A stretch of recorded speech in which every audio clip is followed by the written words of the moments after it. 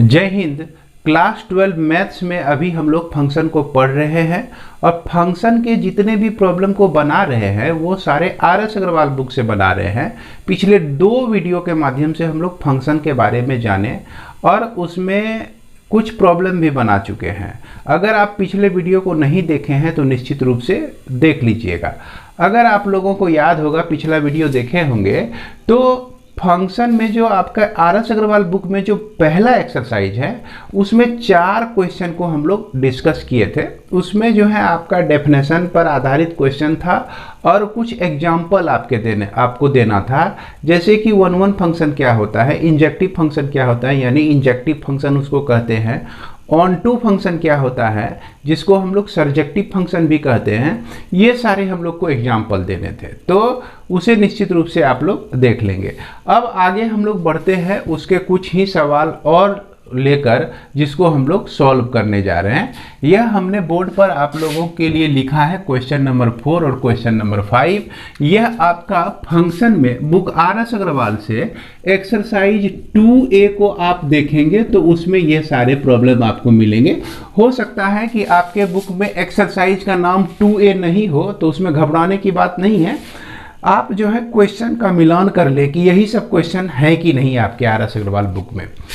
तो अभी तक जो हम लोग पढ़ रहे थे, अभी तक फंक्शन के बारे में हम लोग डेफिनेशन भी जाने थे और जितने भी एग्जाम्पल दिए थे, है ना, function from A to B, इस तरह से A में भी हम लोग सीमित एलिमेंट ले लेते थे, 1 2 3 4 5 इस तरह से ले लेते थे।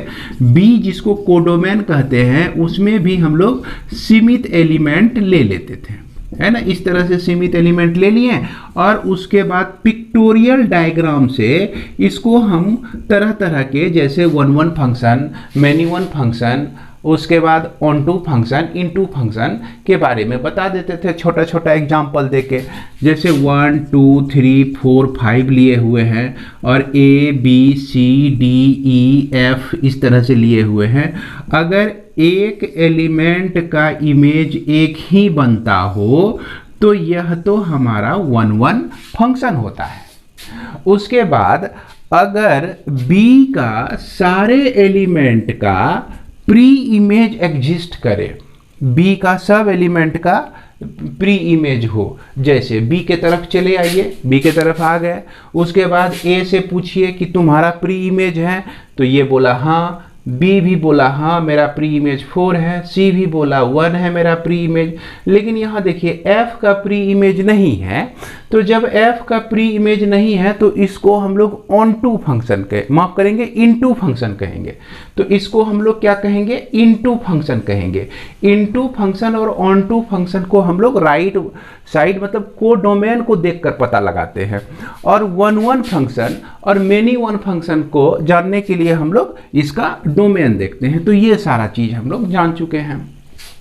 अब देखिए कि अगर आपको फंक्शन जो है n से लेकर n तक दिया रहे तो इसका पिक्टोरियल डायग्राम खींचना संभव है। अब देखिए कि इसमें जो है आपका डोमेन भी 1 है, n है, 1 2 3 4 5 6, ये तो कहाँ तक चला जाएगा, इन्फिनिटी तक चला जाएगा।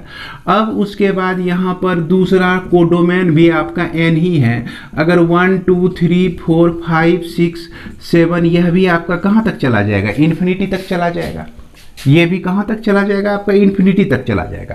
तो ऐसे सिचुएशन में हम लोग को ये बताना मुश्किल है कि भैया इसमें जितना भी एलिमेंट है सब एलिमेंट का एक एक इमेज बन रहा है। इसको देखने के लिए हम लोग कुछ शॉर्टकट रूल का उपयोग करते हैं। यहाँ छोटा छोटा अगर सेट हो तो उसमें तो हमको तुरंत पता चल जाता है। पिछला वीडियो में देखे होंगे तो बहुत सारा एग्जाम्पल हमने दिया था, उसको देख के आप तुरंत समझ जाइएगा कि यह आपका 1 फंक्शन है या मेनी 1 फंक्शन है। अगर ऐसी स्थिति हो जाए कि यहाँ आपका नेचुरल नंबर डोमेन हो जाए, कोडोमेन भी नेचुरल नंबर हो जाए, तो इस स्थिति में हमें कुछ टेस्ट का उपयोग करना पड़ता है। जैसे मान लीजिए ये function from R to R दे दिया। अब ये जो है आपका रियल नंबर है, रियल नंबर में 1 और 2 लिए, तो 1 से 2 तक के बीच जो है इन्फिनाइटली मेनी नंबर्स एग्जिस्ट करता है। 1.1, 1.2, 1.11, 1.112। तो इस तरह से बहुत सारे नंबर आते हैं। ये तो क्लास 10 में ही आप लोग इस चीज़ को जान चुके हैं। रियल नंबर में जो है ये बहुत सारे नंबर आते हैं इसके बीच, और ये भी आपका रियल नंबर। अब इसमें इतने सारे नंबर हैं, सब नंबर इमेज अगर एगो एगो बनाएगा तो इसको 1 1 कहेंगे, इसको क्या कहेंगे 1 1 कहेंगे। अगर कोई दो एलिमेंट इसका डोमेन का एक ही इमेज बनाए, एक ही एलिमेंट से जुड़ा हुआ हो, तो उसको हम लोग क्या कहते हैं, मैनी वन कहते हैं। 1 1 जब नहीं होता है तो मैनी वन होता है। 1 1 के लिए डेफिनेशन हमने बताया था, distinct element has distinct image in B. Distinct element of domain has distinct image in codomain होता है तो 1 1 होता है ना, तो और इसको मैनी वन कहते हैं। अब यहाँ पर देखिए इसमें भी उसी तरह से जो है इन्फिनाइट नंबर्स रियल नंबर का, और ये रियल नंबर सिर्फ हम प्लस में भी दिए हैं, -1 -2 plus -1 plus -2 plus -3 plus -4 plus -1 plus -2 plus -3 plus में भी और माइनस में भी एग्जिस्ट करता है ना रियल नंबर में। तो इतने सारे नंबर को एक साथ हम कंसीडर नहीं कर सकते हैं, इस तरह से पिक्टोरियल डायग्राम बना के हम लोग नहीं दिखा सकते हैं। तो इसके लिए शॉर्ट नियम है क्या कि टेस्ट करना है हमको 1 1 को, T2 टेस्ट 1 1। 1 1 को टेस्ट करने के लिए आप जो है x1 और x2 दो एलिमेंट उठाइए, किससे, इसके डोमेन से। तो डोमेन मान लीजिए a है या जो भी है, तो उसके डोमेन से उठाएं हम लोग। अगर यह fx1 इक्वल टू fx2 लिखते हैं, हम कंसीडर करते हैं, इसको हम लेते हैं, तो इससे हमको x1 इक्वल टू x2 अगर मिल जाए, या fx1 not equal to fx2 रहे, तो इससे हमको x1 not equal to x2 मिल जाए, तो ऐसे कंडीशन में हम इसको 1 1 फंक्शन कहते हैं। कौन सा फंक्शन कहते हैं, 1 1 फंक्शन कहते हैं। अदरवाइज हम इसको क्या कहते हैं, मैनी वन फंक्शन कहते हैं। तो उम्मीद करते हैं कि इस चीज को आप लोग समझ रहे होंगे। अब मैनी वन के लिए क्या हो जाता है कंडीशन, मैनी वन के लिए देखा जाए, मैनी वन के लिए क्या हो जाता है ना, ये जनरल वे में x1 और x2 दो एलिमेंट तो हमने डोमेन से लिया ही है, और इसमें ऐसा हो जाए कि fx1 जो है इक्वल टू fx2 हो, लेकिन यह x1 not equal to x2 हो, तो ऐसे सिचुएशन में हमारा ये मैनी वन होता है। तो उम्मीद करते हैं मैनी वन को टेस्ट करने के लिए सीख गए होंगे। और मैनी वन और 1 1 जब भी शुरू होता है डोमेन से हम इसकी कल्पना करते हैं। अब यहाँ पर एक प्रश्न आता है कि आखिर ऑन टू और इनटू को हम लोग कैसे जानेंगे, ऑन टू और इनटू को टेस्ट कैसे करेंगे, ऑन टू और इनटू को, है ना, ऑन टू और इनटू को हम लोग किस तरह से टेस्ट करेंगे। तो इसमें सबसे पहला चीज याद रखिए कि अगर ऑन टू होगा, है ना, अगर ऑन टू होगा तो इसका जो रेंज होगा, जो भी रेंज मिलेगा, किसी फंक्शन का रेंज मिलेगा, वो हमेशा जो है कोडोमेन के बराबर हो जाएगा। अब इसके बाद इनटू के लिए हम क्या कह सकते हैं कि अगर यह रेंज जो है आपका नहीं बराबर हो कोडोमेन के, तो इस स्थिति में हम लोग इसको इनटू फंक्शन कहेंगे। अब इसी चीज को हमने दूसरे शब्दों में हम लोग लिखते हैं कि यहाँ पर हम क्या करते हैं कि यह जो फंक्शन आपका दिया गया है, दूसरा चीज देखिए, यह फंक्शन आपका y दिया गया है, y in terms of x है, इन टर्म्स ऑफ x आपका दिया गया है। अब क्या करना है कि आपको एक्सप्रेस करना है x in terms of y में, यानी कि यह x जो है आपको फंक्शन ऑफ y के रूप में आपको एक्सप्रेस करना है। नहीं समझ में आ रहा है तो देखिए ध्यान से समझिए एक एग्जांपल से। अगर y equal to x square plus 1 दिया गया है, तो y is the function of x हो गया आपका। क्लियर है, इसमें कोई डाउट नहीं है। देखिए तो इसको ऐसे लिख सकते हैं, x square equal to y minus 1 लिख सकते हैं, x equal to root under y minus 1 लिख सकते हैं, कोई दिक्कत नहीं है।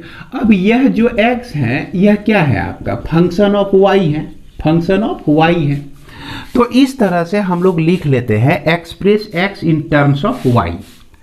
अब यहां पर क्या करना है कि डोमेन में ये जो आपका डोमेन है, डोमेन के लिए अगर डोमेन से आपको कोडोमेन में जाना है तो इसके वैल्यू को आप इसमें रखिए, y equal to f x में रखिए, यानी कि इसमें रखिए y equal to x square plus 1 में रखिए, अगर डोमेन से कोडोमेन का एक वैल्यू प्राप्त करना है। अब इधर आ जाइए, अगर कोडोमेन से डोमेन का वैल्यू प्राप्त करना है तो इसको x equal to function of y use कीजिए, यानी कि यहां जैसे हमने प्राप्त किया x equal to root under y minus 1 को यूज कीजिए। अब यहां पर इससे एक वैल्यू उठाइए, इसमें रखिए, इसमें उठा के देखिए, इसका एक वैल्यू उठा के इसमें रखेंगे तो निश्चित रूप से ये वैल्यू मिलेगा। a को रखेंगे तो हम 2 को पाएंगे। मान लीजिए कि यह आपका फंक्शन है, तो अगर b को रखेंगे इसमें y के जगह पे b को रखेंगे तो यहां हमको x का वैल्यू मिलेगा। इसी तरह से सारे वैल्यू को हम सर्च करेंगे और उसमें से अगर कोई एक भी वैल्यू ऐसा मिल गया, इस चीज को ध्यान से सुनिएगा कि अगर कोई भी एक वैल्यू आपका कोडोमेन में ऐसा मिल गया जिसके चलते x का मान नहीं मिलता हो, जैसे ये फंक्शन तो हमारा x equal to f y के फॉर्म में है। अब इससे एक वैल्यू हमको मिला y में रख दिए, यहाँ पे रख दिए इस फंक्शन में, इस तरह से जो रिवर्स किए हुए हैं, और इसको जब सॉल्व किए तो जो भी वैल्यू मिला वो इसमें है ही नहीं। तो जब इसमें नहीं है तो हम इसको इनटू कह देंगे। अब यहां पर ऐसा हो कि इसके सारे वैल्यू के लिए, कोडोमेन के सारे वैल्यू के लिए जब हम इस फंक्शन में रख के सॉल्व करते हैं तो x का वैल्यू निकालते हैं तो हर एक x जो है आपको इसके डोमेन में मिल जाता है। तो ऐसी स्थिति में हम लोग क्या कहेंगे, ऑन टू फंक्शन कहेंगे। और एक चीज ध्यान रखिएगा, इनटू दिखाने के लिए सिर्फ एक एग्जाम्पल काफी है। कोई एक एग्जाम्पल के चलते अगर ऐसी सिचुएशन नहीं आती है तो हम इसको इनटू फंक्शन कह सकते हैं। अभी अभी हमने एक एग्जाम्पल यही लिया है आपका, समझ गए। अब देखिए x का वैल्यू अगर आप 1 रखते हैं यहां पर, इस फंक्शन के लिए हम जरा सा प्लॉट को खाली कर लेते हैं, है ना। और इस फंक्शन के लिए हम चेक करेंगे कि यह 1 1 है, मेनी 1 है, ऑन टू है या इनटू है, इसको चेक करना है हमको। तो ये फंक्शन डिफाइन है n से लेकर n तक। अब इसमें n में तो समझ रहे हैं भैया 1 2 3 4 5 6 7 8 यही सब आता है ना, और ये अनंत तक जाता है।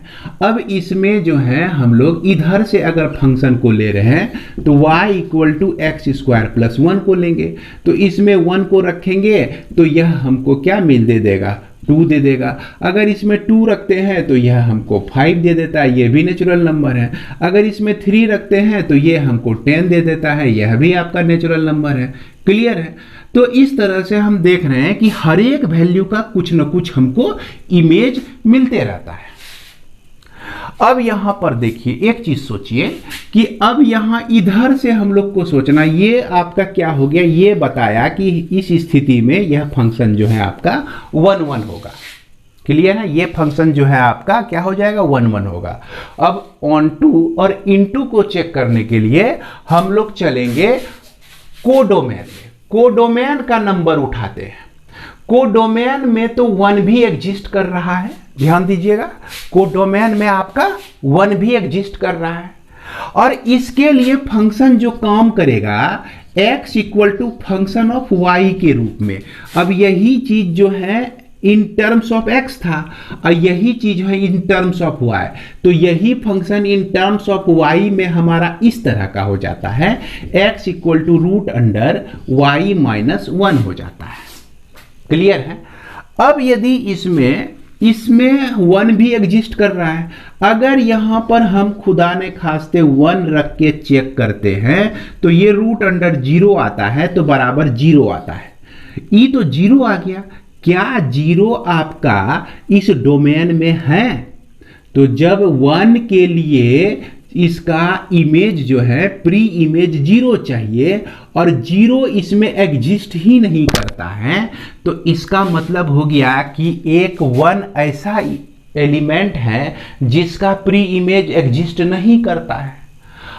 ऑनटू होने के लिए each element of B has pre image at least 1 pre image in ए।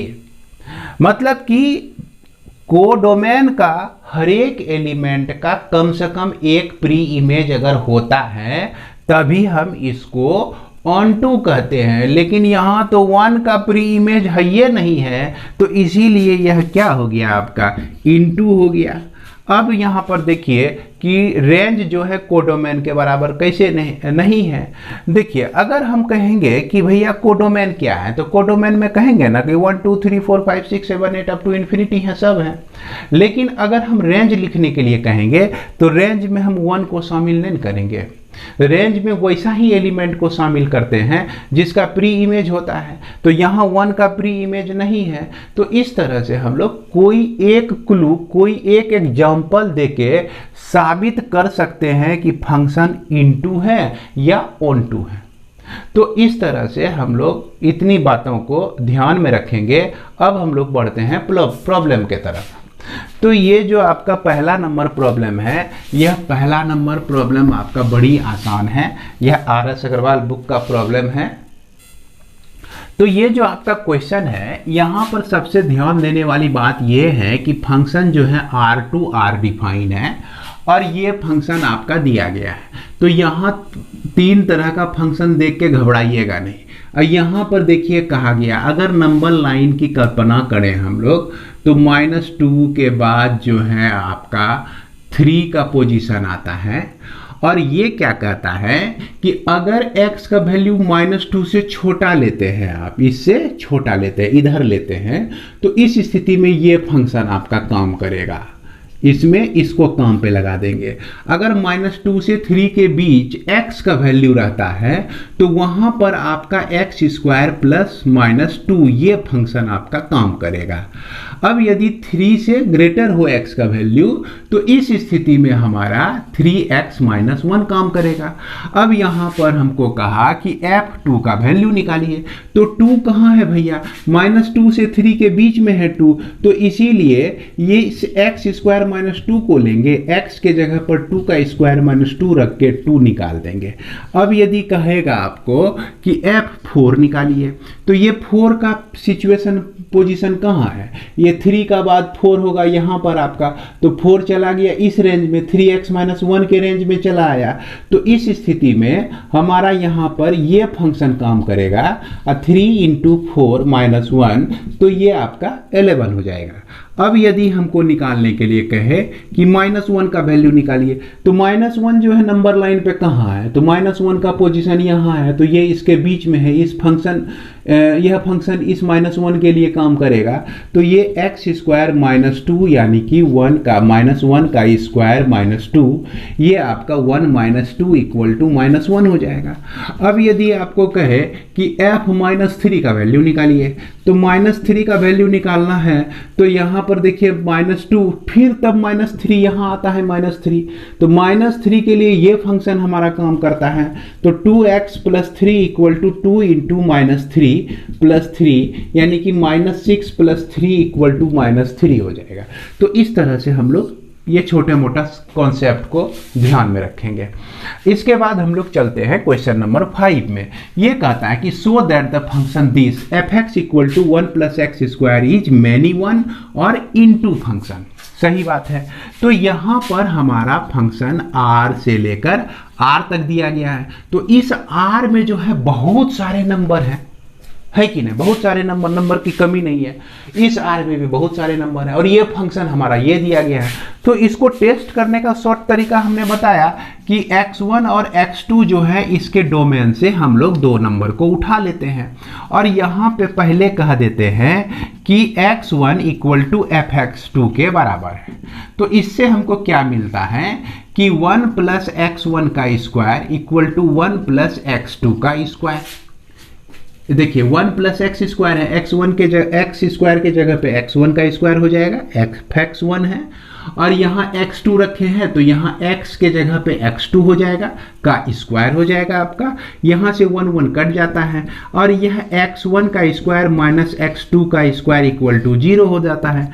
अब यहाँ पर एक बार x1 प्लस x2 लिखेंगे और यहाँ पर x1 माइनस x2 लिखेंगे इक्वल टू 0 लिखेंगे। अब देखिए कि x1 इक्वल टू एक बार माइनस x2 मिलता है, किससे, है ना, आइदर ये मिलता है x1 का वैल्यू माइनस x2 भी मिलता है, और जो है आपको एंड जो है आइदर मत लिखिए, and x1 equal to x2 भी मिलता है।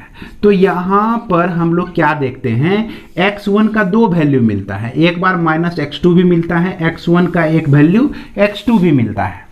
तो ये दोनों वैल्यू को हमको लेना पड़ेगा, क्योंकि यह माइनस जो है इस रियल नंबर में एग्जिस्ट करता है, इस माइनस वाला टर्म जो है रियल नंबर में एग्जिस्ट करता है। अगर यहाँ n से लेकर n तक रहता तो इसको हम लोग हटा सकते थे, सिर्फ इसी को लेते तो ये हमारा जो है 1 1 फंक्शन हो जाता। सिर्फ यहाँ n to n रहने पर ये हमारा 1 1 फंक्शन हो जाता, लेकिन यहाँ पर r to r है, तो इसीलिए यहाँ पर देखिए यह जो है x1 का जो वैल्यू दो तरह का निकला, एक ये भी निकला एक ये भी निकला, इसीलिए हम लोग इसको क्या कह देंगे, मेनी वन फंक्शन कह देंगे, मेनी वन फंक्शन कह देंगे। और आप देखते रहिए, कुछ एग्जाम्पल आपका 1 1 फंक्शन का भी आएगा तो आपका और भी क्लियर हो जाएगा। अब इसके बाद हम लोग देखते हैं क्या कि यह कह रहा है कि इनटू फंक्शन है, तो हमको इस तरफ से उल्टा सोचना है। यहाँ पर आपका function f x equal to दिया गया है 1 प्लस एक्स का स्क्वायर, यानी कि y equal to 1 plus x का स्क्वायर, यानी कि y minus 1 equal to x का स्क्वायर, यानी कि x equal to root under y minus 1 लिया गया है। क्लियर है। अब देखिए ये तो आपका क्या हो गया, कोडोमेन के साइड से ये फंक्शन हो गया। इस फंक्शन में क्या करते हैं, हम इस कोडोमेन का कोई नंबर ले लेके देखते हैं, इससे जो है हम लोग उठा लेते हैं -2। तो let y equal to -2 belongs to r, यानी ये r क्या हो गया, कोडोमेन हो गया, डोमेन हो गया। तो इस स्थिति में क्या देखते हैं, x का वैल्यू -2 - 1 इक्वल टू -√3 आता है। तो -√3 जो है आपका इमेजिनरी नंबर, और ये इमेजिनरी नंबर जो है क्या आपको इस रियल नंबर में मिलेगा, इस डोमेन में कभी मिलेगा, तो नहीं मिलेगा। यानी कि -2 तो भैया एग्जिस्ट कर रहा था कोडोमेन में, लेकिन इसका प्री इमेज जो है -√3 जो आया, जो कि डोमेन में एग्जिस्ट नहीं कर रहा है, इसलिए हम कह देंगे कि यह फंक्शन जो है आपका ऑनटू फंक्शन नहीं है, इनटू फंक्शन है। तो इसके लिए आप एक लाइन इस तरह से भी लिख सकते हैं, है कि नहीं, इस तरह से भी लिख सकते हैं कि फॉर -2 बिलोंग्स टू r, है ना, और ये क्या है आपका कोडोमेन है, डोमेन है, has no pre image in x in r। ये क्या हो गया, आपका डोमेन हो गया। इसका प्री इमेज जो है R में एग्जिस्ट नहीं कर रहा है, यानी कि डोमेन में एग्जिस्ट नहीं कर रहा है, तो therefore it is into function. यह कैसा फंक्शन हो जाएगा, इनटू फंक्शन हो जाएगा। क्लियर है। तो इस तरह से हम लोग और भी प्रॉब्लम अगले वीडियो में बनाएंगे। और यह अब जो है मैंने छोटे छोटे वीडियो को ही बनाना आप लोगों के लिए सोचा है, क्योंकि वीडियो तो मैंने इस चैनल पर बहुत सारे डाल दिए हैं, तो बहुत बच्चे सिर्फ खोल के छोड़ देते हैं, तो ऐसा ना करें। अगर आपको नहीं पढ़ने का है, उस टॉपिक को नहीं पढ़ने का है, तो उस वीडियो को खोल के आप देखें ही नहीं। अगर खोलते हैं तो कम से कम 5 मिनट जरूर देखें। तो इसी के साथ इस वीडियो को विराम देता हूं, और कुछ प्रॉब्लम के साथ मैं अगले वीडियो में मिलता हूं। जय हिंद, शुभ रात्रि।